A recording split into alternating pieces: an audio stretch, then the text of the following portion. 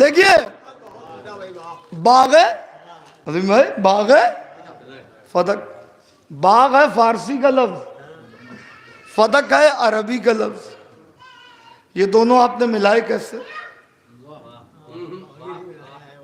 ہیں ہم مولا کے صدقے میں گلف ممالک میں عشرے پڑھنے جاتے ہیں، اگر ہم وہاں کسی عربی سے یہ کہتے ہیں باغ فدق تو ہمارا منہ تاکے گا۔ فدق سمجھ میں آیا یہ باغ کیا ہے بھائی؟ اچھا باغ کیا اتنا بڑا ہوتا ہے؟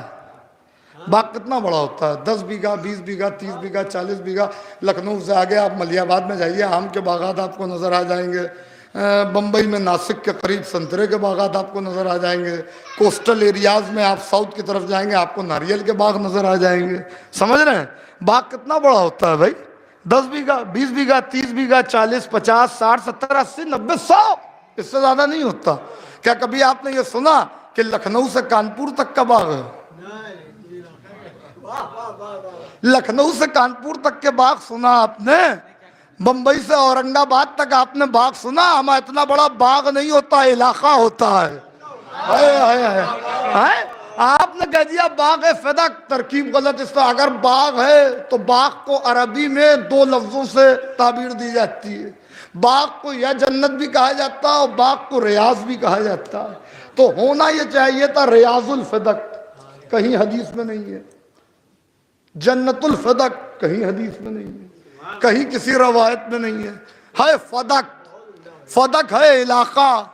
اور اگر تم نے باغ کہہ دیا کہ چند کھجوروں کے باغات تھے، جیسا کہ صاحب چشتی نے کہا، اس کے لیے بی بی جائیں گی مطالبہ کرنے کے لیے، بی بی کی شان کے خلاف ہے، اچھا تو اس سے بی بی کی عظمت میں کوئی فرق نہیں آتا۔ تم نے جو یہ کہا کہ چند کھجوروں کے باغ ہے، کسی کا 500 کا نوٹ گر جائے، 2000 کا نوٹ گر جائے اور کوئی اسے اٹھا لے تو کہ صاحب اٹھاتا نہیں تو کیا کرتا، 500 کا نوٹ تھا، 2000 کا نوٹ تھا، 10 روپے کا نوٹ گر جائے اور کسی کی نیت خراب ہو جائے اور وہ اٹھا لے تو کہا کہ ہم عجیب آدمی ہے، 10 روپے پر اس نے اپنا ایمان خراب کر لیا، ہائے ہائے ہائے، 10 روپے پر اس نے اپنا ایمان خراب کر لیا۔ تم نے باغ کہہ کے مقدمے کی اہمیت کو کم کرنے کی کوشش کی، مگر اس لفظ باغ نے خلیفہ کو اور بدنام و ذلیل کر دیا۔ ایک صلوات بھیجے محمد و آل محمد۔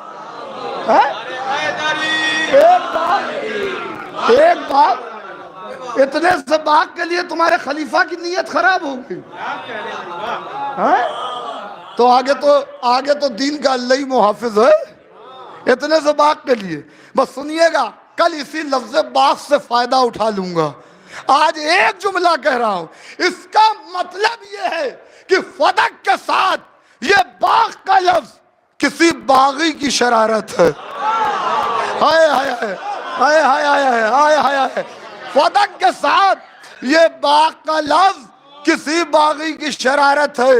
جملہ آپ کے حوالے بات میراث کی جو آ رہی تھی تو بی بی نے، بس یہی آخری بات ہے، کل لفظ باغ سے ایک فائدہ اٹھاؤں گا، کل بتاؤں گا کہ فدق کی اینول انکم کیا، کل ساری بات ہوگی فدق کہاں سے چلا، اس کا نام فدق کیوں پڑا، یہ ساری باتیں ہوں گی انشاءاللہ۔ آپ ذرا سا وقت پہ اگر تشریف لائیں گے تو بہت اچھا ہوگا۔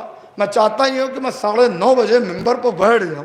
یہ ٹھیک ہے کہ مجلسیں ہر طرف ہیں اور ظاہر ہے کہ عزائے فاطمیہ ہے تو مجلسیں تو ہوں گی، بہرحال آپ جہاں بھی جا رہے ہیں مولا آپ کو جزائے خیر عطا کریں اور آپ کی تمام حاجتیں مولا پوری کریں۔ عزیزوں، میراث تو سالتا میراثہا ہے، ان میراثہا نہیں۔ اس کے آگے جو لفظ لگا ہوا تطلبو، یہ ان کا نہ لگنا اور آگے تطلبو یہ بتا رہا ہے کہ بی بی سوال کرنے نہیں گئی تھی، مطالبہ کرنے گئی تھی۔ اس نے کیس کو پلٹنے کے لیے میراث کا معاملہ رکھ دیا اور فوراً ہڑبڑاہٹ میں، جو ایک جھنجھلاہٹ میں کہتے ہیں نا، ایک حدیث گڑھی اور پھنسا اس میں۔ وہ حدیث کیا گڑھی؟ نحنو معاشر الاوصیاء، نحنو معاشر الانبیاء لا نورث ولا نورث ما ترکناہ صدقہ۔ ہم نے آپ کے بابا سے یہ سنا ہے کہ ہم انبیاء کا گروہ نہ وارث ہوتا ہے نہ وارث بناتا ہے، ہم جو کچھ چھوڑ کے جاتے ہیں وہ صدقہ ہوتا ہے. دلائل اس پر ہم انشاءاللہ دیں گے، مگر کس سے بات کر رہا تھا؟ مرکز عصمت و طہارت سے، ملکہ کائنات سے بات کر رہا تھا، بلکہ ملکہ مملکت توحید سے بات کر رہا تھا. لہذا منہ کی تو کھانی تھی.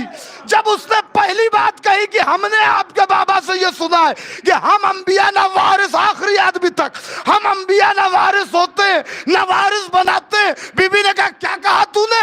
کہا ہم انبیاء نہ وارث ہوتے ہیں نہ وارث بناتے ہیں. کہا اپنی بات پہ رکے رہنا، اگر انبیاء وارث بناتے نہیں تو کس کا وارث بن کے منبر پہ بیٹھ گیا؟